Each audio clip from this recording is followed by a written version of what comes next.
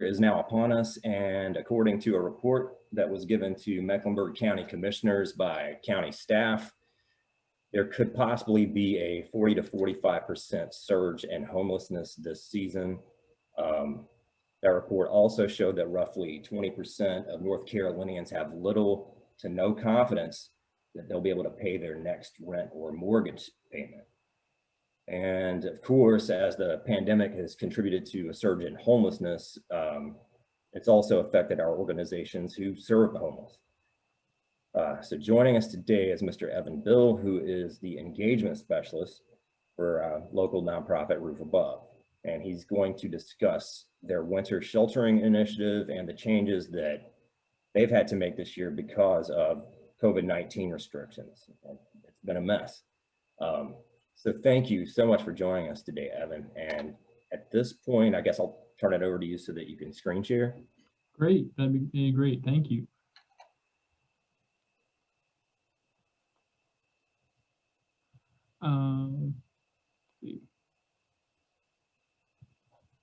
I think you could, if you could exit your screen share, and then I'll put my slides up.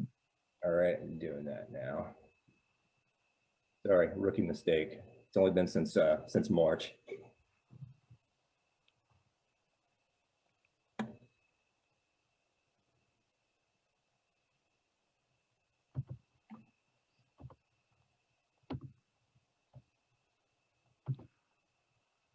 All right. Thank you all for having me today. I'm Evan Bill. I'm an engagement specialist with Roof Above. And a little bit about me before we go in. I'm a fellow here at Roof Above, and my role is in community education and advocacy.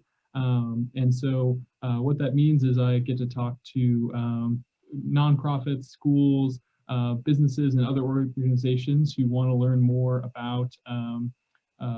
about what Roof Above does and how we can all, as a community, kind of come together and help solve homelessness. And so Roof Above is also a pretty recent organization. We came out of a merger between the Men's Shelter of Charlotte and the Urban Ministry Center in the last year to kind of combine our goals, become a more comprehensive and holistic provider of homelessness services and housing support. So we offer everything from our day services center, which used to be the Urban Ministry Center, where we provide meals to everyone, public bathrooms, services like showers and laundry, as well as our shelter campuses, where folks have beds for the night. And then we also have our permanent supportive housing at Moore Place. And this merger has not only allowed us to become a comprehensive service provider, it's also allowed us to take on new projects and tackle new problems. And this has been really exemplified by the pandemic, which our organization just kind of rolled into. And we have not, we have changed all of our services, but we have not thankfully had to suspend any of our services. And so a lot's changed. And so if you see the first picture in the top right corner, that's Mary Catherine. She was working our front desk. She's a volunteer coordinator normally, but immediately when the lockdowns occurred due to COVID-19, we immediately had to suspend all volunteer engagement, which was really tough for us because our campuses thrive on volunteer engagement. And so that was a really big blow, but our staff had to step up, taking on roles. Right before this presentation, I was working the front door at our day services center. And so those are roles that staff is taking on to try to fill the gap for where volunteers really used to help us out. We're hoping as hopefully things in the near future will improve, that volunteers can come back and have a more active role in Roof Above services. From the shelter side of things, we have also been very fortunate that we have not had to cut capacity of shelters. We've actually increased capacity. I'll be speaking more about that later, but the middle picture just shows one of the motels that we've been operating in the community to help increase capacity through greater space and more opportunities that way. And we've also had to be more creative with our housing outreach efforts as we've seen encampments and unsheltered homelessness in our community, and doing outreach in a safe way for folks. So I'll be covering hopefully all of that, and I'm really excited to also get to questions from all y'all. So some current safety measures at Roof Above. Masks are required when in you're receiving services, or all staff and neighbors and guests are all required to wear masks. All employees go through a COVID screening, as well as all the shelter guests go through temperature checks when they check in for the night at the shelter. And I'll talk a little bit more about how we've tried to make the shelter as safe a place as possible. Right now, I think the big thing on everybody's mind is the winter. And we have traditionally had a lot of different winter programs to help expand capacity for the increased demand for shelter when temperatures drop. So the first one that is known by so many in the community is Room in the Inn. Room in the Inn has functioned for, I think, over 2 decades now, as a place where the community got involved. Churches would host people experiencing homelessness for the night. But unfortunately, the idea of having a bunch of people, go to different churches every single night and then move back and forth between places, it's just not safe right now, which is really tough because so many in the community, both volunteers who helped out with Room in the Inn, and we've had a lot of neighbors here at the Day Service Center who really were looking forward to reconnecting with the folks at the churches that they got to know so well over the last year. So that was really tough. But that wasn't the only winter sheltering program we had. We also had Overflow at the Tryon shelter, and Overflow was a really important piece of when temperatures dropped and people just needed a place to go. They knew that they could go to the Tryon shelter, and for many years, Tryon shelter, if temperatures were low, they just opened the door, got someone inside into the warmth. And it would get really crowded. We'd pack people in like sardines to make sure that they got, in from the cold and away from the cold. And that's just not feasible now, which is also a really important thing to take into consideration is when temperatures really drop and people show up, what is our capacity and what are our needs for making sure we don't turn anyone away. And so that's where we began increasing our safe shelter capacity. So at the Tryon shelter, we added 25 beds there, and that is a newly renovated space. In the last 3 years, it was renovated with pod design, so that created barriers in between people sleeping, which not only has helped with the privacy and dignity of every individual staying in shelter, but it's also a really great way of preventing the spread of any diseases or viruses. So the increasing capacity at the Tryon shelter was very important. We also, during this pandemic, opened a former college dorm that we've turned into a program for working men. So that has greatly expanded our capacity. And so those are just our traditional shelter opportunities that have grown in this era of the pandemic, as well as we wanted to keep that overflow option available too, so that when temperatures dropped, no one would be turned away and that we would have a low barrier option for people. And so that is where our Statesville campus came into effect. So Statesville has worked as an emergency winter shelter for many, many years. But actually, last spring, it was closed down for renovation. We're actually building a new shelter behind Statesville that's going to have a similar pod design as the Tryon campus. It's going to have all brand new services. And so originally, the old Statesville shelter was not going to be used. It was going to be retired from service. But it has now answered the call for this winter, where it's being retrofitted so that it can serve as a low barrier entry point for winter shelter for anyone for any man who needs it. And it's been kind of added to help create better safety and social distancing within the shelter. So right now we have 117 beds for folks who can sign up every night for a place to stay. And yeah, we want to make this as low barriers as possible, as accessible as possible, because we know that the traditional winter sheltering options have been taken out of the possibilities for this winter.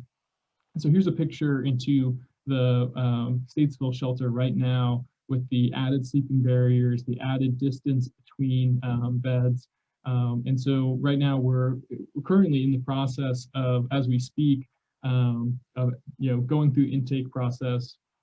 And so how you get into the Statesville Nightly Winter Shelter is by calling a hotline, which I will put our flyer that we've been distributing. I'll put our flyer in the chat during the question and answer session. But you can call a hotline from 11 a.m. to 12:30 if you have a phone, or at 1:30 at our day services center, we have folks come to the day services center and sign up to get a spot at the bed for that night. As well as after signups, we encourage people to, if they miss the signups, to come and show up to the shelter. If we have capacity, which we do right now, we encourage people to show up, come inside, get warm. And so those have all been the measures we've taken to create a safe and low barrier environment for winter sheltering. And that's also to say that we are only half the equation of all the folks stepping up right now to shelter everyone this winter. So we've been really fortunate to partner with the Salvation Army Center of Hope, which is our women's shelter here in Charlotte, to shelter the women and children for emergency winter shelter as we're sheltering men. And so the women's shelter has also expanded capacity in their shelter, as well as the announcement that with the purchase of the Quality Inn Hotel, that will be a roof above property in the future, Salvation Army will be using that this winter to shelter women and families on that property. So they have a similar intake process to us where they have a hotline to call or walk-in hours. And so that is also part of the process. One thing I know I've talked about it a little bit before of COVID safety within shelters. It was reported in the news that Salvation Army did have an outbreak of COVID-19, but thankfully, due to county leadership, there's a COVID quarantining motel for people experiencing homelessness who otherwise don't have space to quarantine. And so I know a lot of folks who needed to quarantine from the women's shelter were able to stay in those motel rooms, recover, and stay safe as they needed to. And so now we also have this new motel that was just purchased as a space where folks can go for emergency winter shelter, totally outside of the typical shelter environment that will provide kind of a safe place to go every winter. And so far, from what I've heard right now, those emergency winter shelter beds are filling up really quickly at the women's shelter. There's been a great turnout, really great demand right now, where people are really taking advantage of the partnership and the opportunities that the Salvation Army is providing at the moment. One thing also that's definitely on people's minds with the winter and the current context of homelessness in Charlotte at the moment is encampments. We have seen a kind of presence of encampments in Charlotte that really our city is not used to seeing. And so this has definitely raised kind of the conversation around homelessness in Charlotte, which is, for good and for bad, that, more people are talking about homelessness than they probably ever have, if for the terrible reason that it's become so visible and so on the front of mind for our community. And so as Roof Above, the biggest encampment is right outside our doors.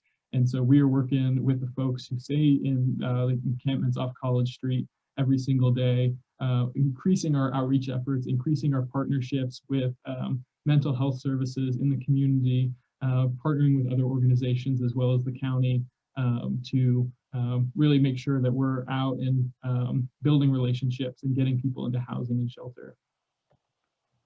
One thing that's particularly interesting to talk about with homelessness, and especially encampments, where we've never seen this level of encampments in Charlotte before. Does that mean that this level of homelessness is new to Charlotte? And based on our current research and observations, we're not seeing an actual increase in homelessness in Charlotte at this moment, even though the visibility has increased tremendously. Now that's because encampments have long existed in Charlotte, but because of trespassing laws and anti-camping laws, police would typically clear encampments when they were seen or observed. And so oftentimes people who stayed in tents or stayed in small tent communities were often out of public view in the woods, really trying to be as inconspicuous as possible.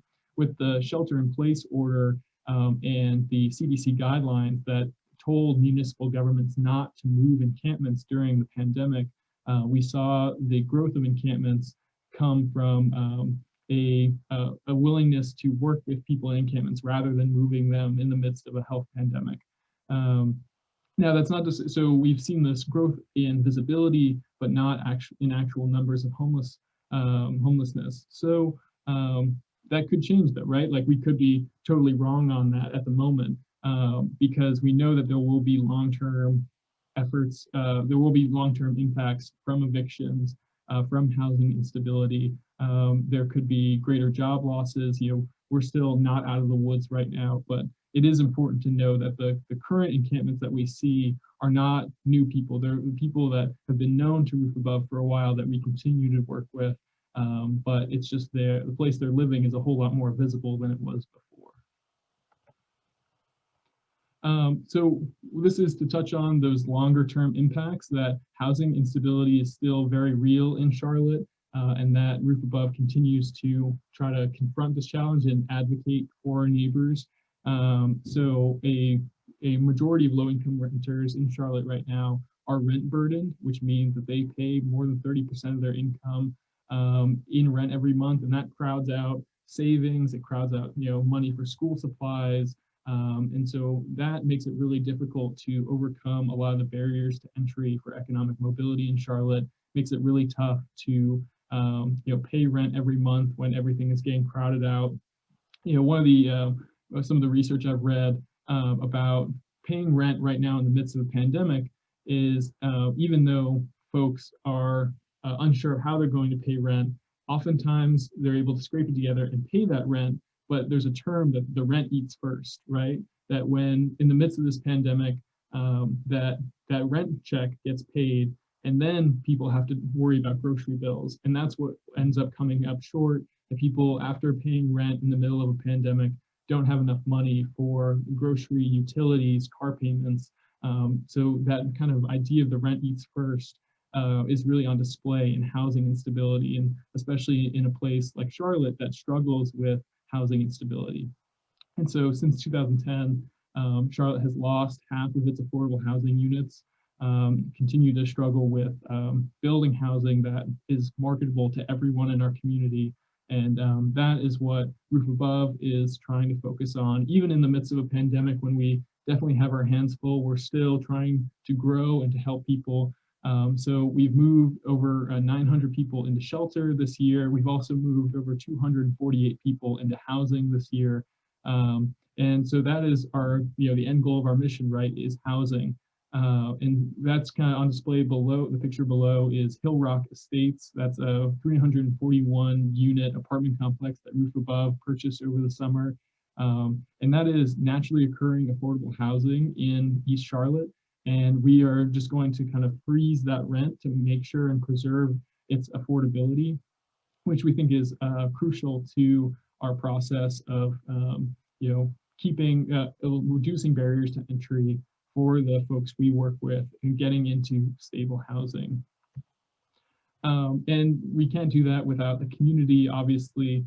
And so we have been kind of putting together ways that folks can help, even in the middle of, you might not be, helping out with Room in the Inn with your church, but there's still so many ways you can help this winter with supporting folks who are in our emergency winter shelter, with sandwiches for lunch or for toiletries, blankets, hats, and gloves. So those are all ways that people can kind of support the folks who are entering our shelters this winter. And so with that, I will stop my screen share and hopefully would love to take some questions. Yes, please. Anyone, questions and comments will be welcome.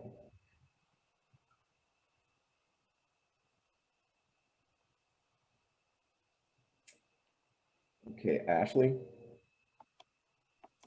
Hey, Evan, this is Ashley with Communities in Schools. At the beginning of your presentation, you had mentioned that those who are moving into these shelters are having their temperatures taken, during COVID-19. I just wanted to know if you could elaborate on what that process looks like if their temperature is outside a normal range. Yeah, so we have it's really cool. It's like attached to the wall of one of the shelters that folks can just kind of walk up to, and it like scans the temperature. And then that is right in the hallway to the dorm. So you walk up, check the temperature, and you can process right to the dorms. If someone is running a fever, we would immediately get into contact with the county, who has the quarantine motels that have been a great resource, because it's tough to self-quarantine if you don't have your own space. So those quarantine motel rooms have been super helpful. And then from there, it would be a county managed process. But as of right now, we have been very, very fortunate that no one in our shelters has tested positive for COVID-19, which is a really testament to all the safety measures and the hard work that staff has done to keep things safe. Thank you. I appreciate you answering that for me. Thanks, Ashley.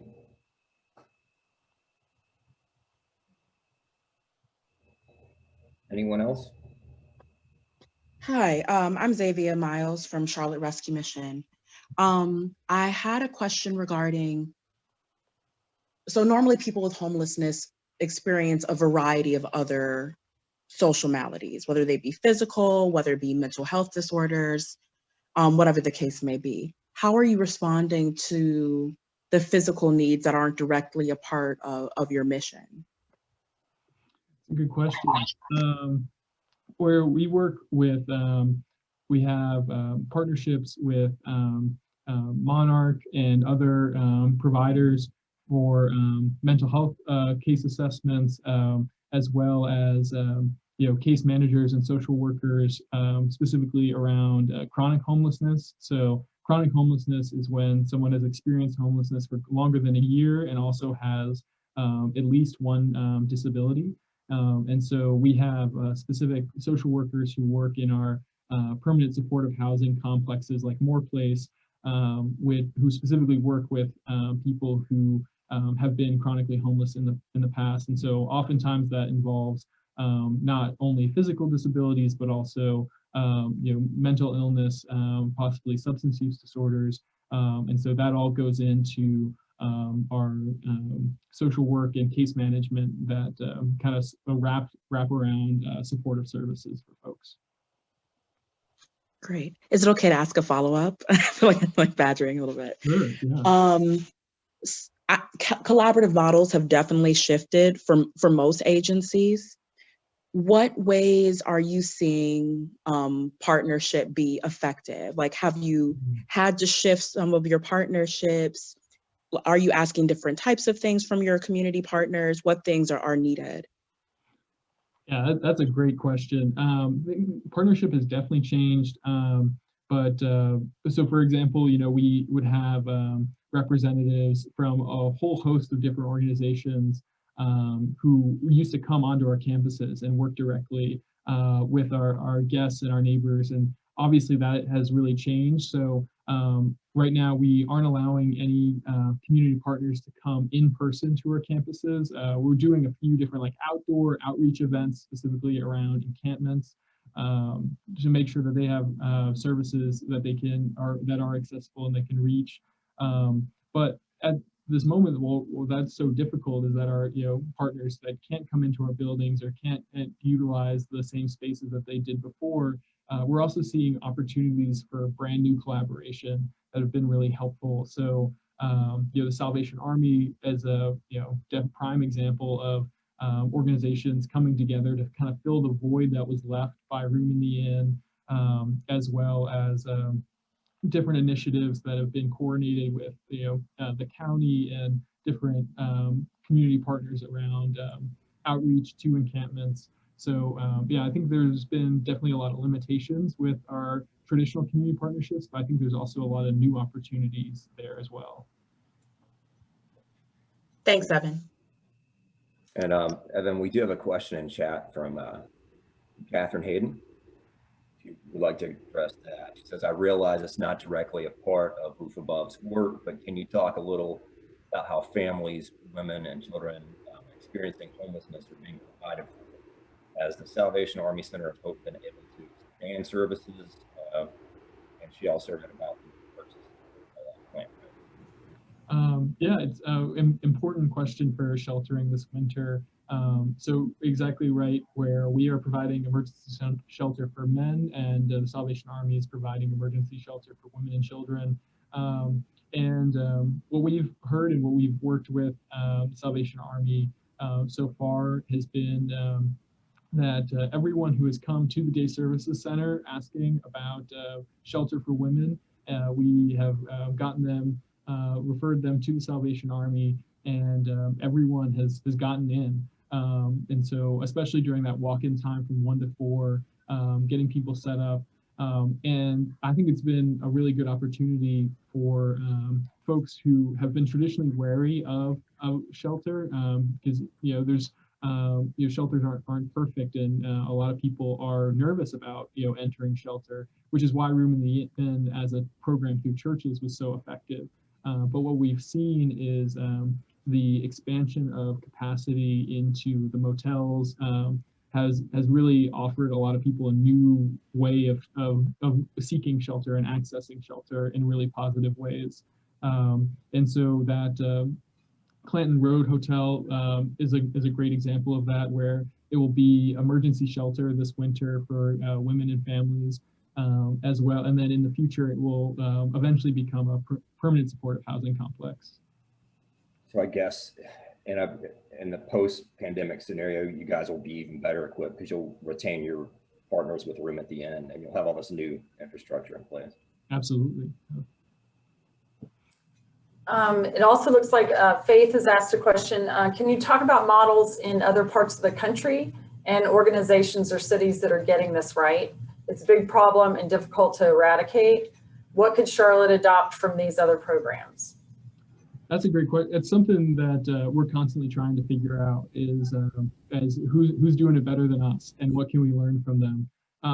Right now, I will say that I was on a call earlier this fall with homeless service providers across the country, and a lot of cities were talking about encampments that were popping up that their cities had never seen before. And so that seemed to be a commonality across the country that was happening, and not just in Charlotte. As for how they're addressing it, I think taking a lot of different directions. I think one thing I've learned from, I think it's in Phoenix, homeless service providers in Phoenix are doing a lot more with information collection, and really kind of a deep learning about folks who especially are experiencing unsheltered homelessness. So we know that there are a lot of funds out there for people experiencing homelessness that aren't getting tapped into because of different requirements and prerequisites that someone has to have to get into shelter or to access housing resources. So specifically maybe for veterans, right? There's so much money there for veterans who are homeless, but that isn't necessarily being tapped because we don't know all the time who has served previously. So cities like Phoenix have really invested in a deep listening and information collection that is try to use as much information as possible to get people connected to resources.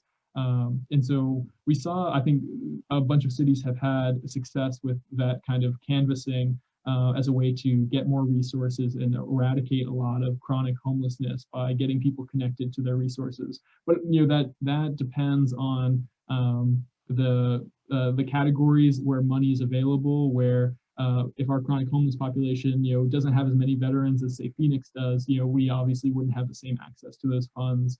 But I think there are a lot of lessons in other cities about how they're going about data collection, how they're listening to people, and how they're getting access to that information.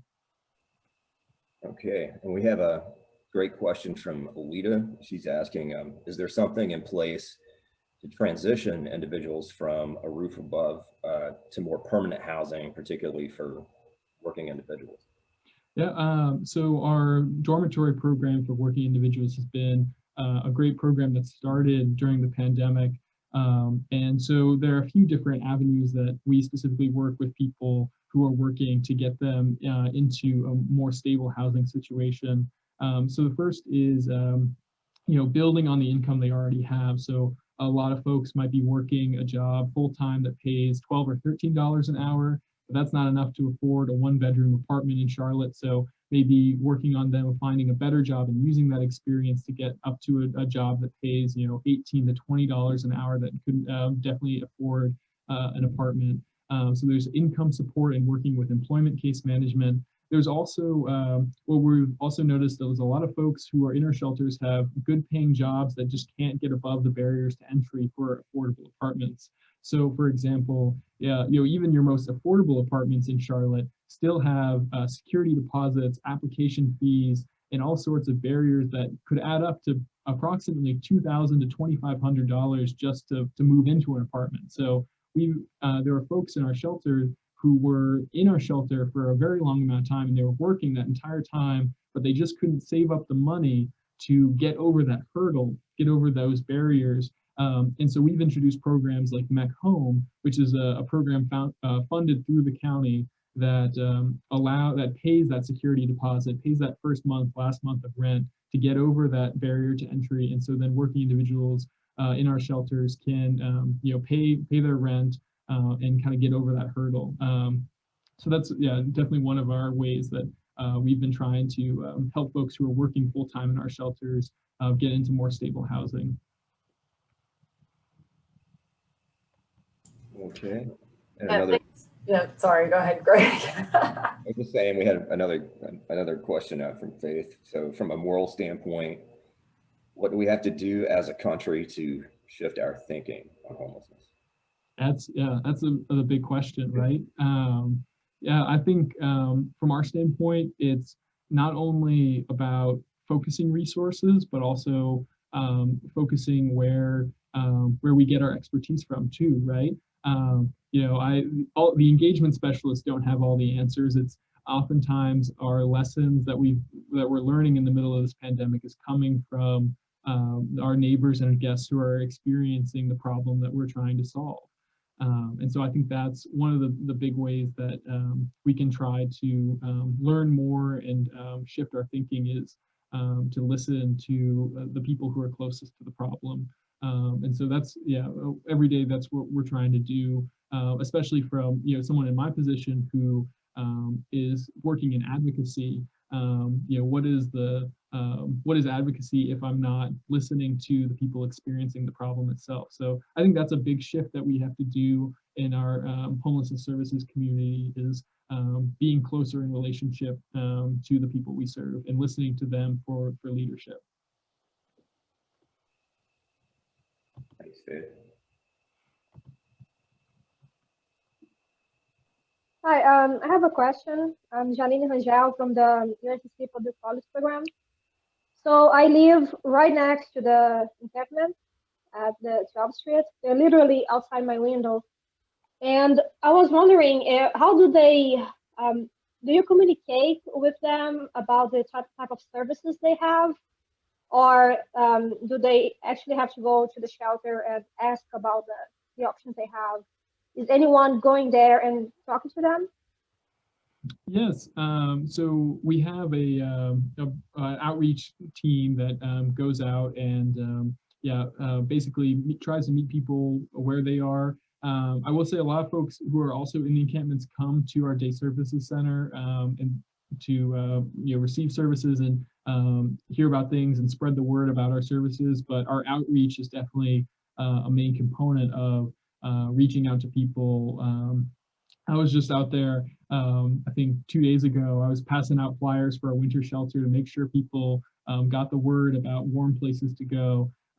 So yeah, outreach is a big component to that. I will say though, one also important aspect of outreach though is also respecting people's spaces.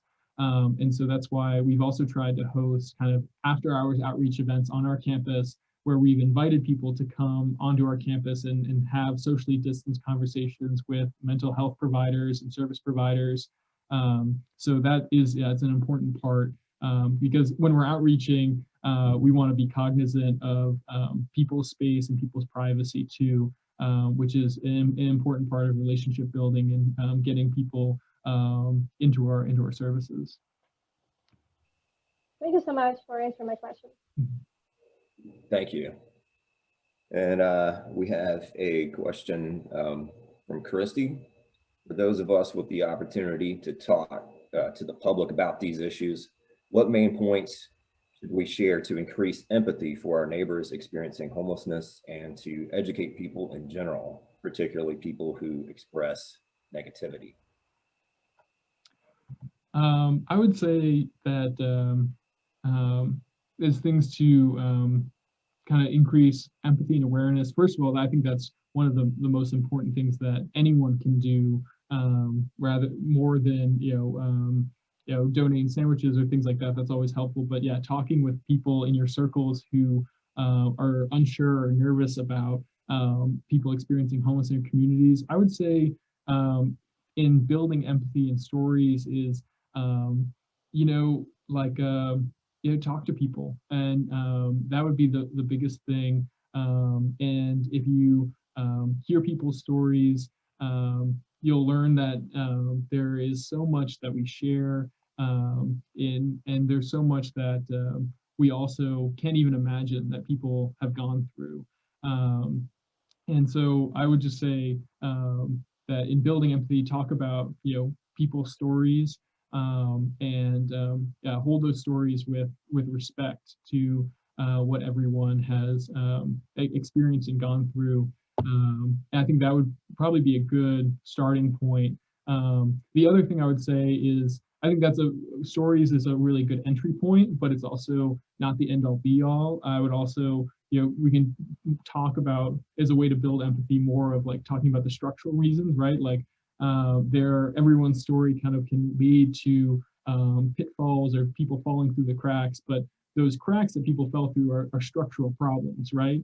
That homelessness is not the individual moral failing of a person. It is a moral failing of our society. That so often when people trip up or make mistakes, people who don't have the ability to make mistakes end up falling on these really horrible circumstances of homelessness. So that would be, I would say stories are always great for balancing empathy, but also understanding at the end of the day that that person's story is one experience as part of a larger structural issue with Charlotte and with our country right now.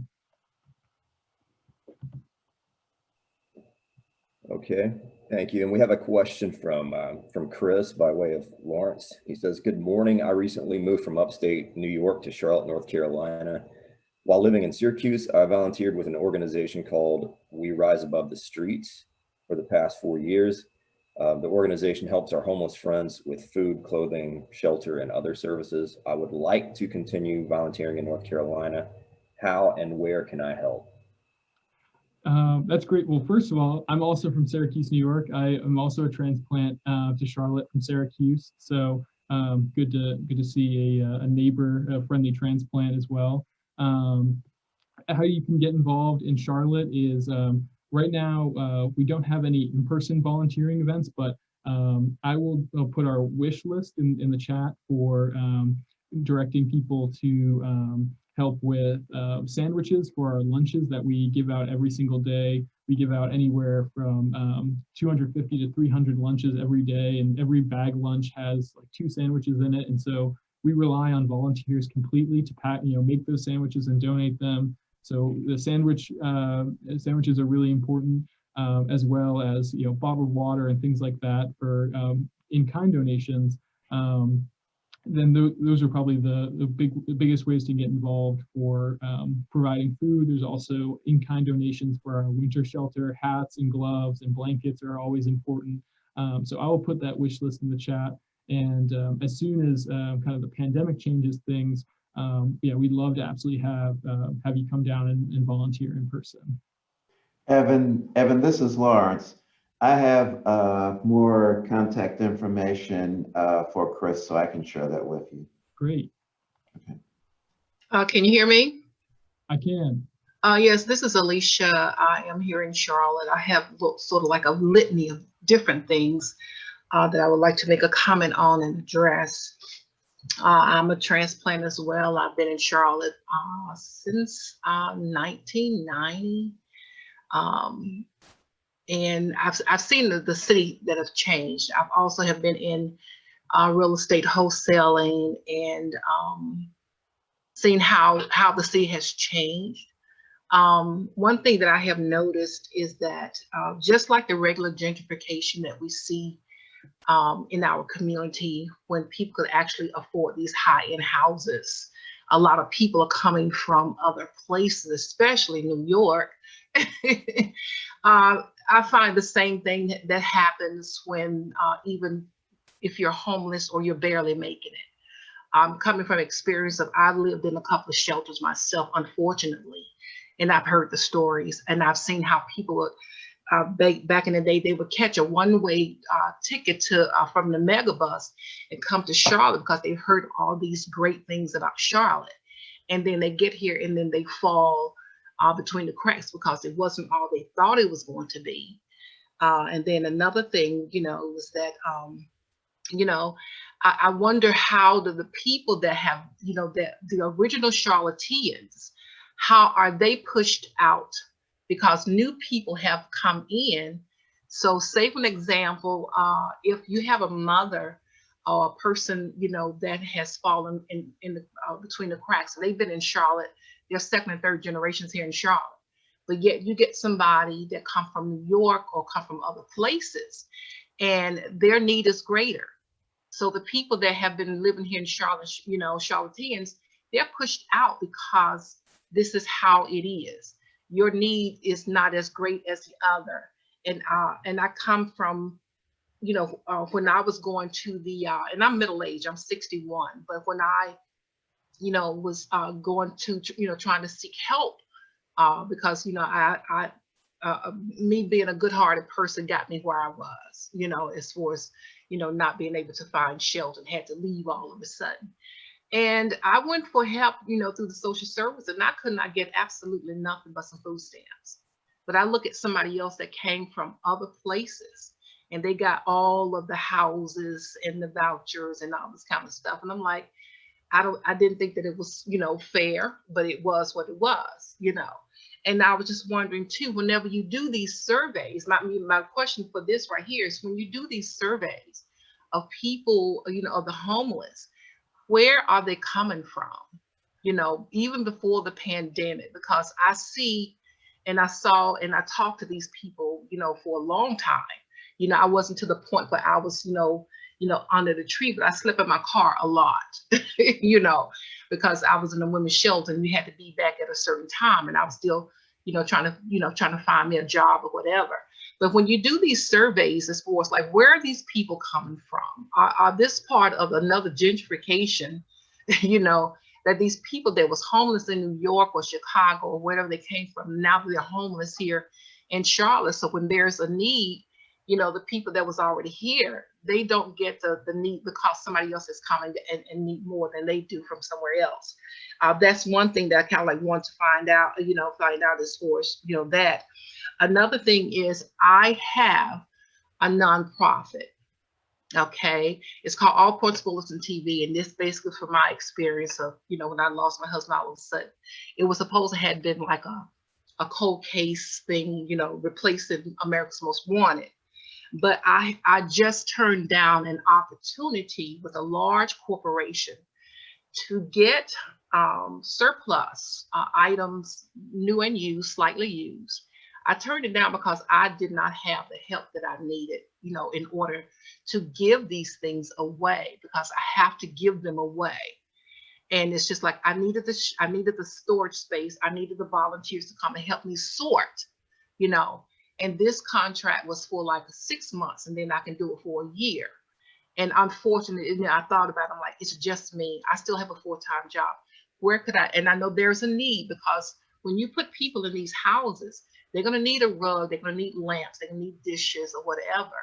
And if I have all of that and I turn it down because I don't have the help that I need, you know, where could I go, you know, to get somebody to help me? And maybe it's not too late, because I just turned it down yesterday, you know. And the person that was talking about, you know, they had volunteered, you know, I would love to have somebody like that, you know, to help, you know, with that. So that's kind of like, you know, if you have any suggestions, you know, as far as, you know, being able to help, you know, the homeless when they find something, you know, to have items donated, you know, to the homeless.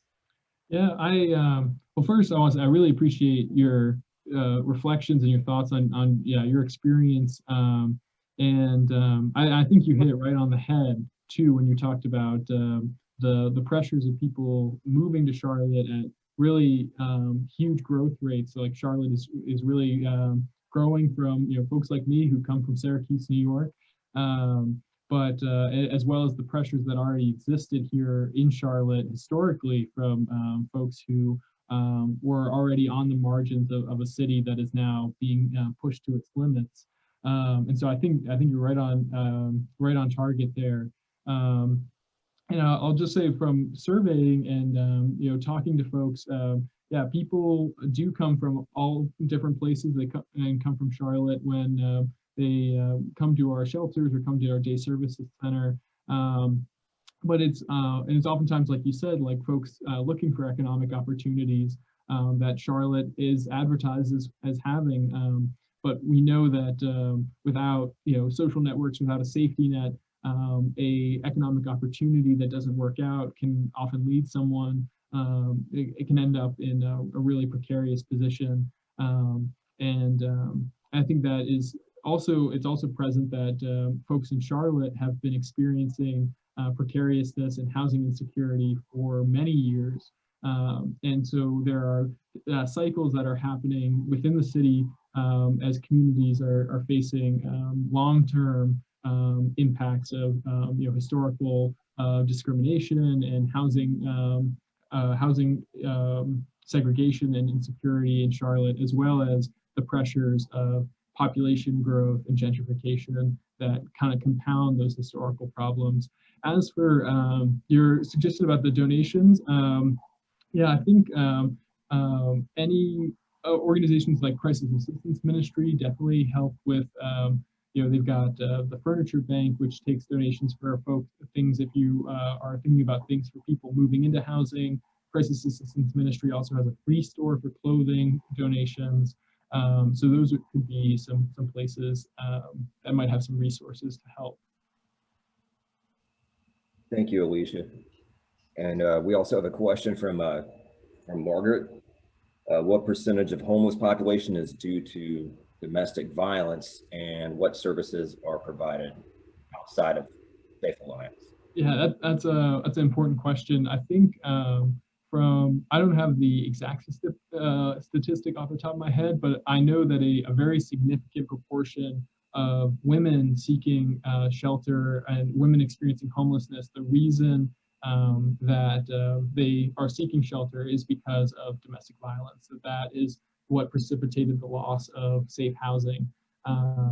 And so, yeah, there's a Safe Alliance in Charlotte, as well as the Salvation Army. And I think the other important thing there to note is because when we recognize that is prevalent in cases of women and men seeking shelter, that it requires us as shelter providers to take a very special approach and a trauma-informed approach to services and be cognizant of that and make sure that our shelters are safe places for people who can come seeking refuge. And thanks, Margaret. If anyone else wants to speak, please do so.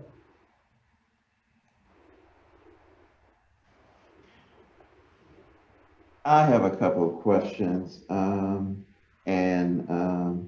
I don't think they were addressed earlier, but it's just about the new website.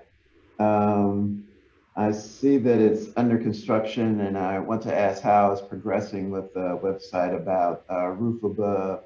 And also there was a virtual event that was mentioned on the website for November 18th, the True Blessing. So what was that? So our True Blessings campaign is our yearly fundraising event, and normally it's in person. It's a big lunch, but obviously that could not happen in person this year. So instead, our philanthropy team worked really hard and put together, to me, what looks like almost a documentary quality virtual presentation about our work that we do and our mission, interwoven with stories of folks who were gracious enough to share them with us and with the community. So that's our True Blessings video. I think it's online. Once again, though, that website is under construction, which is an ever-present sign of how new this merger is and how new kind of Roof Above as an organization is, even though our different parts of our organization have been in the community for so long. But if you can, definitely check out our the True Blessings video. I think there's also the link for, I put in the chat, for the wish list is off of actually our Urban Ministry Center website. So those websites of our former organizations, Urban Ministry Center and Men's Shelter of Charlotte, are still up if people are seeking more information.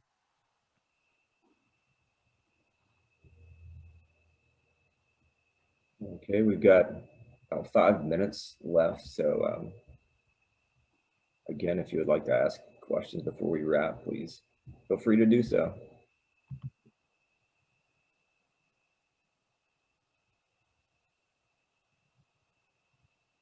And Evan, I will say once again, it seems like the root cause of everything is just affordable housing in Charlotte, and it seems to be, worked into our laws. We have no we can't really strong arm developers at all. All we can do is provide incentives, and obviously not really working.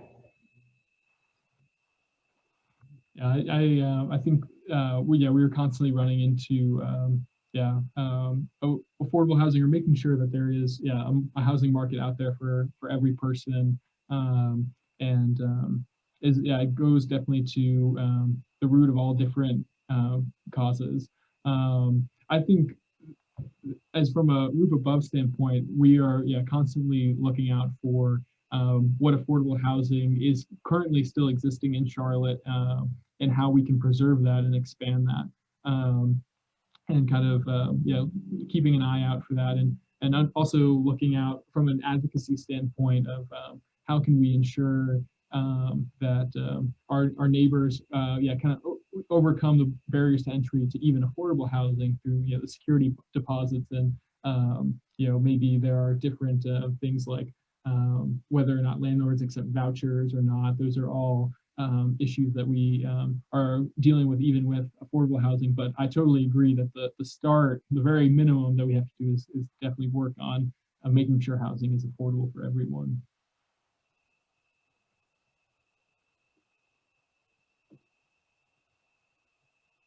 All right, well, if there are no more questions, I guess we can start to wrap here. I do want to mention our next event will be Friday, January 8th. So if you'd like to join us, we're going to have Rocky Cabana on, who's a nonprofits lawyer, and it's going to be just a Q&A. If you run or work for a nonprofit, feel free to attend that. And we've got a couple of classes coming up on Tuesday, January 19th at 2 p.m. We'll be starting a nonprofit right for you.